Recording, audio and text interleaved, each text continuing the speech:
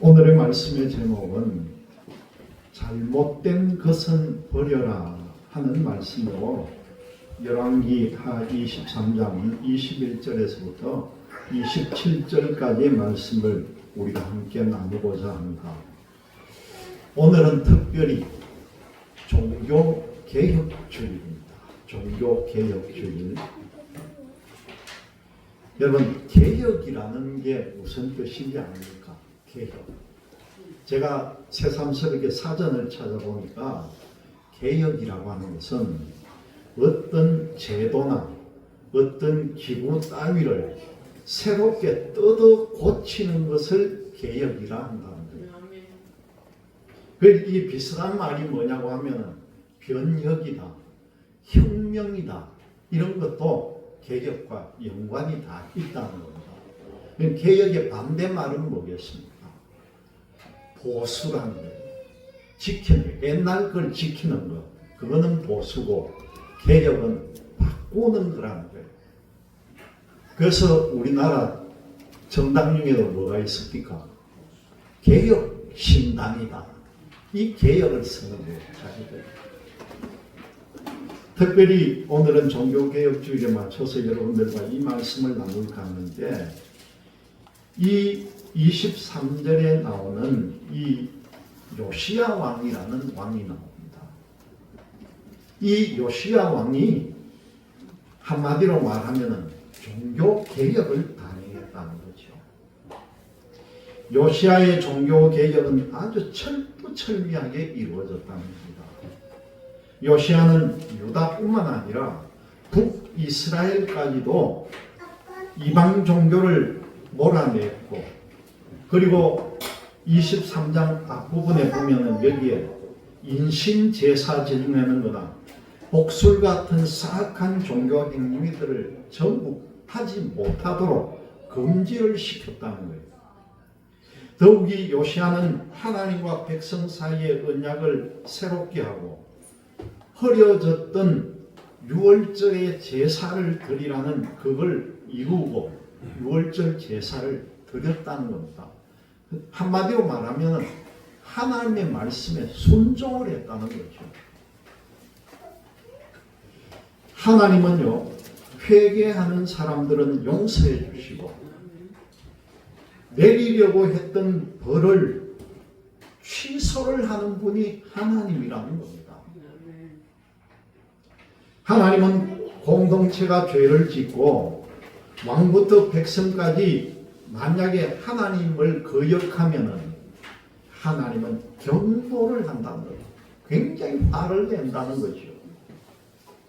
그런데요, 이때 한 사람이라도 회개하면은 그 한 사람으로 인해서 하나님의 심판을 잠시 동안 하나님이 멈추고 기다려준다는 거예요. 회개하는 사람이 사라지면은 그 유보했던 사람 심판을 언젠가는 또다시 심판을 행하시는 하나님인 줄 우리가 믿고 늘 경계하고 회개하는 마음으로 나가야 된다는 겁니다. 얼마 전에 어느 젊은 목사님이요, 자기가 목사로서 하나님을 늘 기억하고 하나님 앞에 순종하는 삶을 살아야 되는데, 이 세상 살아 자기 개인적인 생활을 하니까 하나님을 기억할 시간이 없더라는 거예요. 자기 마음대로 막 언제가 지나갔는지 기도할 시간도 없고, 그래서 이걸 방법을 어떻게 할까? 내가 하루를 살면서 하나님을 기억할 수 있는 방법이 뭘까? 그걸 생각하다가요, 요즘 어떤 게 얼마나 좋아요. 휴대폰에다가 알람을 5개를 설정을 했다는 거예요. 자기가 원하는 시간마다 5시간을 알람이 울리게끔 만들어가지고 그 알람이 울릴 때마다 자기가 하는 일을 멈추고 하나님께 잠깐씩 기도를 했답니다. 하나님, 제가 이 소리 듣고 지금 기도합니다. 하나님, 오늘은 어떤 일로 또 이렇게 일을 합니다. 하나님 지켜주세요. 하나님 사랑합니다. 이런 식의 회개 기도를 알람을 통해서 5번을 했다는 거예요. 그래서 그 옆에 있던 한 분이 물었어요. 목사님, 그러면은 요즘은 몇 시에 기도합니까? 그러고 구체적으로 물으니까 이 목사님 굉장히 현명해요. 5번 알람을 진행해 놓고 내 행동을 하다가 그 어떤 경우에는 여러 사람이 있는데 가니까 민폐가 돼가지고 알람이 울리고 자꾸 하니까 이상하게 생각하고 해가지고 오랫동안 하다가는 방법이 없을까 생각하다가 자기가 궁리를 한 게 알람 하는 것보다는 내가 십자가 목걸이를 아주 큰 나무 십자가 목걸이를 만들어가 걸어야 되겠다. 수시로 목에 걸고 보면은 십자가가 보일 때마다 이걸 해야 되겠다. 그래가지고 지금은 알람을 안 하고 십자가 목걸이를 큰 걸 젊은 목사님이 하고 다닌다는 거예요. 여러분, 하나님을 생각하려거든 남자들이라도 십자가 목걸이 부끄럽다고 생각하지 말고 무겁고 큰 쇠목걸이를 걸고 생활하는 습관을 한번 들여보시기 바랍니다. 잊어버리고 안 하는 것보다는 볼 때마다 생각하고 하나님 오늘도 감사합니다. 오늘 삶을 주셔서 고맙습니다. 수시로 느끼며 살아가는 거죠. 오늘 말씀을 통해 보니까 하나님은 회개하는 사람을 보시면은 심판하는 걸 잠시 멈추겠다. 그런 말씀이 나오는데 첫 번째 보니까 유월절을 지킴을 보시는 하나님에 대한 내용이 21절과 23절을 통해서 보니까요. 요시야 왕 18째 해에 예루살렘에서 여호와 앞에 이 유월절을 지켰더라. 그런 말씀이 나옵니다. 그리고 두 번째 보니까 율법을 행함을 아시는 하나님에 대한 말씀이 25절을 보니까 이 요시야가 어떤 사람입니까? 요시야와 같이 마음을 다하며 뜻을 다하며 힘을 다하여 모세의 모든 율법을 따라 여호와께로 돌이킨 왕은 요시야 전에도 없었고 또 뭐라고 합니까? 후에도 요시야와 같은 자가 없었더라는 거예요. 얼마나 요시야가 참 신실한 왕입니까?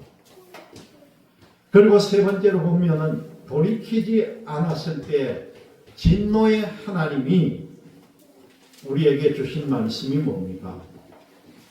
므낫세가 여호와를 경노하게 했기 때문에 타오르는 진노를 돌이키지 아니하셨다. 그런 말씀이 나오고요. 마지막에 이 모든 성읍들을 다 버리시는 하나님에 대한 말씀이 우리가 읽었던 마지막 절에 유다도 내 앞에서 물리치며 내가 택한 이 성 예루살렘과 내 이름을 거기에 두리라 한 이 성을 버리리라. 그렇게 말씀합니다. 여러분, 미국에 리젠트 대학이라는 대학이 있는데 리젠트 대학에 경영학 과장을 역임했던 교수의 이름이 지가렐리라고 하는 교수가 있었습니다. 이 지가렐리라고 하는 교수가 자기가 조사를 하고 연구를 했는 내용이 예수님을 믿는 기독교인들의 신앙생활을 조사를 해봤는데 어디에 근거를 뒀나 하니까 우리가 성경에 나온 대로 아는 성령의 9가지 열매를 다 두고 거기에다가 하나를 더 보태가지고 10가지 열매를 조사를 했다는 거예요. 한 가지 보탠 게 뭐냐고 보니까 용서라는 걸 하나 더 넣었다는 거예요. 그래서 10가지 열매를 놓고 살아가면서 어느 열매를 가장 잘 맺었고 어떤 열매를 내가 가장 못 맺었는지에 대해서 설문조사를 했다는 겁니다. 그랬더니만은 그 가운데 희락이라든가 기쁨이라든가 절제라든가 이런 성경의 열매는 일반적으로 많이 맺었더라는 거예요. 그런데 절제에 대해서도 쾌락에 대한 절제가 높았다는 겁니다. 그리고 내면적인 감정의 절제는 어렵고 감정을 밖으로 표현하는 절제는 높더라는 거예요. 반면에 가장 낮은 열매가 뭐냐고 보니까 맨 마지막에 넣었던 용서가 제일 어렵더라는 겁니다. 용서가 제일 낮았더라는 거예요. 이 조사 결과를 놓고 볼 때 이 교수가 하는 말이 뭐냐고 하면은 하나님을 믿고 기독교인들이라고 하는 사람들일수록 그 가슴에 꽁 하는 게 굉장히 오래 가더라는 겁니다. 가슴에 맺히고 꽁 하는 게 많고 그런 걸 볼 때 오래 간다는 증거가 여기에 나오더라는 거예요. 여러분, 사실 우리가 누군가가 내게 잘못한 게 있는 사람을 내가 용서한다는 게 쉽지 않다는 건 여러분들이 알 수 있을 겁니다. 믿음을 가짐으로 나의 죄가 하나님의 사랑과 예수님의 희생으로 인해서 내가 용서받았다는 걸 믿고 있지만 그 믿음이 안 믿는 사람에게까지 다 적용되기가 힘들다는 거예요. 나를 해코지 한 사람에 대해서 분노하는 마음이 있고 그 분노가 오랫동안 내면에 잠재되어 있어서 어떤 문득문득 생각이 날 때마다 내 자신이 우울해지고 어떤 때는 눈물도 흘릴 때가 있다는 겁니다. 여러분, 분노가 쌓여서 마음에 갈피를 못 잡으면요, 그 분노를 쌓이게 한 것이 트라우마가 되어버린다는 거예요. 이 얼마나 무서운 일인지 모릅니다. 여러분, 다시 한번 말씀드릴게요. 분노가 쌓여가지고 내 마음에 자리 잡고 그 분노가 쌓이게 한 사건은 우리에게 트라우마가 되어버린다는 거예요. 그리고 만약에 그 트라우마가 사라지지 않으면 바로 그게 우울증이 되어버리고 신경성 질병이 되어버린다는 겁니다. 우리나라가요, 자살이 세계 1등이에요. 하루에도 보니까 이게 교통사고 나서 죽는 사람 숫자보다 자살이 더 많아요. 하루에 한 7명, 8명이 전국적으로 매일 죽는, 자살로 인해서 죽는 사람이 생긴다는 거예요. 기독교인일수록 화가 나는 경험과 상황에서 자기 마음을 잘 다스려야 합니다. 내가 내 마음을 잘 다스려 나가야 된다는 거죠. 그러나 정의에 대한 단호함은 분명하게 우리가 가지고 있어야 된다는 사실입니다. 첫 번째, 이 유월절 지킴을 보시는 하나님에 대한 말씀인데, 우리를 사랑하고 계시고 우리를 구원하신 하나님은 과연 어떤 분인가? 사랑하시는 분이기 때문에 하나님은 절대로 분노를 내리 않을 그런 분이실까? 아니면 하나님이 분노는 하시지만은 금방 잊어버리시고 화를 푸시는 분일까? 여러분, 우리는 하나님이 용서하시고 기억하지 않는다는 성경 말씀을 배웠습니다. 하나님은 우리를 용서해주고 우리의 죄까지도 기억하지 않는다고 히브리서 10장 17절은 말합니다. 그런데 오늘 본문을 보니까요, 하나님이 경로하신 일을 오랫동안 기억한 사건이 오늘 읽은 본문의 말씀이에요. 이 하나님은 어떤 때에 그러면 용서를 하시고 하나님은 어떤 때 진노를 거두지 않으셨는지 오늘 말씀을 따라가 볼까 합니다. 오늘 말씀을 보니까 남쪽 분단된 이스라엘에 남쪽의 유다, 북쪽의 이스라엘이라는 나라가 있을 때에 남쪽 왕국인 유다의 요시야 왕이 있었다고 해요. 오늘 말씀에 이 요시야 왕은 우리가 희찬이 만할 때 왕이 됐어요. 8살에 왕이 됩니다. 요시야. 만으로. 요시야 왕이 8살에 왕이 되어가지고 이 요시야가 왕에 오르고 난 뒤에 어떤 일을 했느냐 보니까 그때 나라 안에 많이 편제가 되어 있던 우상들을 다 제거를 하고 자기 조상들 다윗이 하나님을 믿었던 것처럼 하나님 앞에 정직하게 행했다는 겁니다. 그리고 그로부터 18년이 지난 후에 요시야가 28살이 되었을 때에 예루살렘 성전을 수리하도록 지시를 내립니다. 무너진 예루살렘 성전을 다시 일으켜라. 그런데 그 성전을 수리하는 중에 뭘 발견을 했느냐 하면 율법책을 발견한 거예요. 하나님의 말씀책을 발견한 거예요.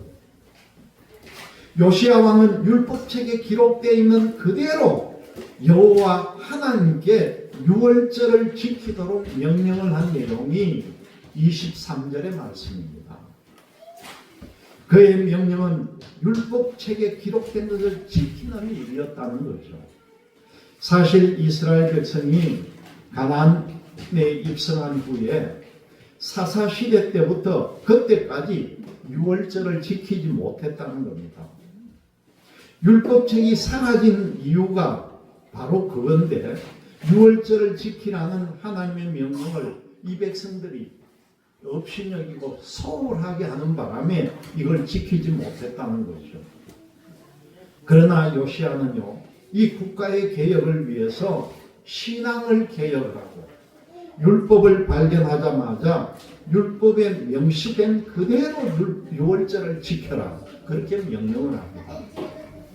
그리고 하나님께서는 이 요시야가 이루는 개혁을 보고 계셨다는 것이죠. 두 번째 보니까 율법의 행함을 아시는 하나님에 대한 말씀인데, 요시야 왕은 할 것은 하고 없애야 할 것은 없앴다는 겁니다. 이 당시 유다 땅 안에 이방의 종교 문화가 차고 넘쳤다는 거죠. 이 요시야 왕의 조부가 되는 므낫세가 하나님이 보시기에 매우 타락했다는 겁니다. 히스기야 왕이 개혁을 하고 이 신앙의 질서를 바로잡았는데, 히스기야의 아들 므낫세는 그 히스기야 이전보다 더 타락한 사회로 신앙을 후퇴시켰다는 겁니다. 므낫세의 타락으로 유다 땅과 예루살렘의 말씀을 통해 보면은 신접한 사람, 전쟁이들, 드라빔이나 우상을 섬기는 모든 가증한 것들이 너무나 넘쳐났다는 거죠. 요시야는 이 율법책을 발견하고 그 안에서 하나님 앞에는 우상을 두면 안 된다는 걸 찾은 거예요. 그래서 요시야는 율법을 이루기 위해서 예루살렘은 물론이고 유다 땅의 우방과 이방의 종교적 관습을 모두 제거를 했다는 겁니다. 므낫세 시절에 왕 한 사람이 타락하면요, 온 나라가 더러워지고, 요시야 시절에는 왕의 믿음이 깨이면 온 나라가 깨끗해지더라는 겁니다. 이게 뭡니까, 여러분? 한 사람의 영향력, 한 사람의 지도력이 이렇게 무섭다는 거예요. 이렇게 강력하다는 겁니다. 이 요시야 왕은 종교개혁의 진심이었던 사람입니다. 그래서 오늘 말씀을 보니까 마음을 다하고 뜻을 다하고 힘을 다해서 율법에 따라 여호와 하나님께 돌이켰다, 그렇게 말씀합니다. 이 말씀이 뭡니까, 여러분? 신명기 6장 5절에 나오는 대로 하나님을 사랑하는 자세와 태도를 그대로 가졌다는 것이죠. 오늘 본문에서는요, 요시야처럼 믿음에 진실한 사람은 전에도 없었고 후에도 없었다, 그렇게 기록합니다. 하나님은 요시야의 마음과 행함은 물론 우리의 믿음도 여러분 아실 줄 믿으시기를 바랍니다.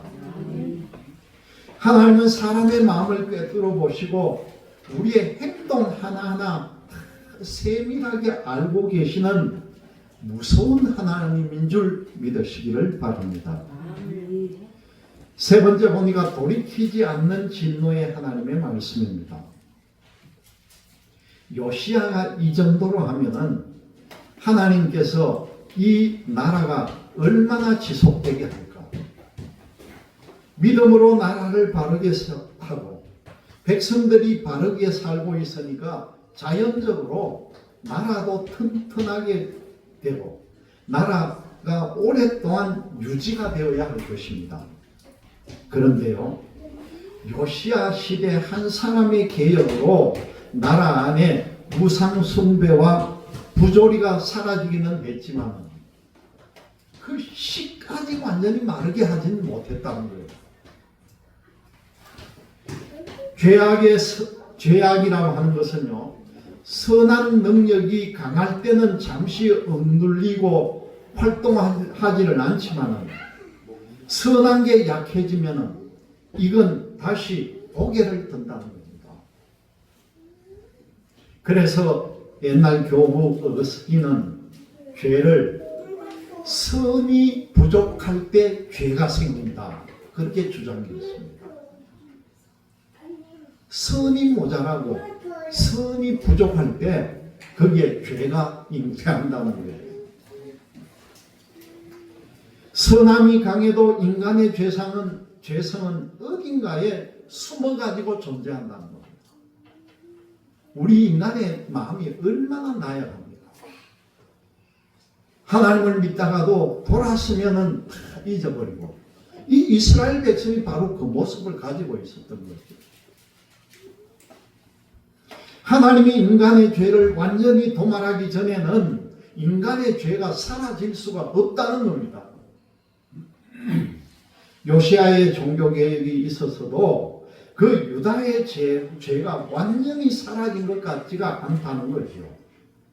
하나님은 므낫세 시절에 타락을 보시고 유다를 향해서 진노를 하셨는데 그 진노가 지금 손자인 요시야 왕의 개혁에도 불구하고 완전히 사라지지가 않았다는 겁니다.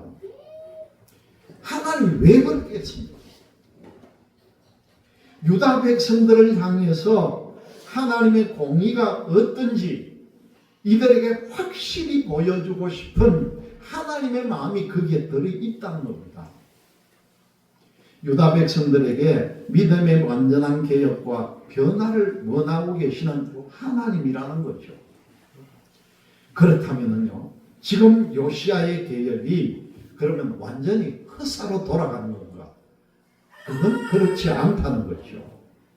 하나님은 이 요시야의 개혁에서 배워야 할 것이 어떤 것인가를 우리에게 알려주고 계신다는 겁니다.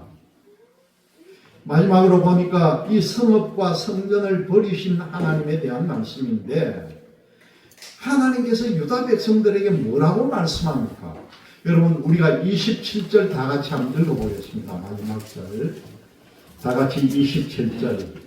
여호와께서 이르시되 내가 이스라엘을 물리친 것 같이 유다도 내 앞에서 물리치며 내가 택한 이 성 예루살렘과 그 이름을 거기에 두리라 한 이 성전을 버리리라 하셨더라. 하나님이 그 앞에 조상 므낫세의 범죄 때문에 예루살렘 성과 이 모든 성과 성전을 버리겠다는 거예요. 요시야가 죽고 이후에 왕 유다가 이 나라를 다스릴 때에 그때 하나님이 진노와 심판을 하겠다는 겁니다. 요시야 때는 안 하고 이후의 왕 때에 심판을 하겠다는 거죠. 그러면은 요시야 왕의 개혁에서 우리가 무엇을 배워야 하겠습니까? 만약 요시야의 개혁이 없었다면요, 하나님의 진노가 더 빨리 이 땅에 임했을 것입니다. 그런데 요시아로 인해서 하나님이 이 진노를 보류를 해줬다는 거죠. 요시아 왕으로 인해서 멈췄다는 거죠. 하나님의 진노가 사라진다 해도요, 요시아 후대에 또 타락한 왕이 나타날 거라는 걸 하나님은 알고 계셨답니다. 지금 이 말씀 이후에 읽어보면 어떤 내용이 나오는지 압니까? 요시아 왕의 큰 아들이 왕위를 받았는데 불과 석 달 만에 왕위에서 끌어내버립니다. 그리고 또 다른 아들을 세웠는데 이 아들이 하나님 앞에 얼마나 패역을 했는지 이것도 애굽 왕에게 잡혀가서 죽고 마는 역사가 이 이스라엘 역사에 나오는 것이죠. 하나님은 므낫세로 인해서 진노할 겁니다. 여러분, 사람은요 감정에 의해서 용서를 결정하지만 하나님은 공의에 의해서 용서하기를 결정한다는 걸 아시기를 바랍니다. 우리 사람들은 자신의 감정에 의해 가지고 용서도 했다가 칭찬했다고 마음대로 하지만 하나님은 오직 공의를 세우면서 공의에 의해서 용서하고 칭찬하시고 심판하신다는 겁니다. 지금 요시아의 개혁으로 하나님은 진노를 잠시 후 멈추시고 예루살렘 성과 성전이 파괴되는 심판을 보류를 했습니다. 요시아 때는 진노와 심판의 유보를 기억하는 사람이 요시아의 마음을 본받고 하나님 앞에 정직했다면 하나님의 진노와 심판이 계속적으로 보류가 되고 유보되어 나갈 것입니다. 하나님의 진노와 심판을 피하려면요, 우리가 어떻게 해야 합니까? 회개하고 신앙을 지속하기 위해서 오늘 말씀처럼 개혁을 해야 한다는 겁니다. 우리가 변해야 되는 거예요. 바꿔야 되는 것이죠. 신앙생활도 바꿔야 되고 여러분들의 가정생활도 바꿔야 되고 좋은 길이 있다면 개혁을 해야 된다는 겁니다. 이 말씀이 오늘 우리에게 주시는 하나님의 말씀입니다. 혹시라도 여러분들이 우리의 더 어른, 더 선배로부터 잘못된 것을 배웠다면요, 여러분 이 시간 빨리 버리시기를 바랍니다. 오늘 이 말씀, 이 버리는 그이 바로 복이라는 사실을 꼭 기억하시고 여러분들이 믿음의 신앙개혁을 이루는 여러분들이 되시기를 주님의 이름으로 기원드립니다. 아멘.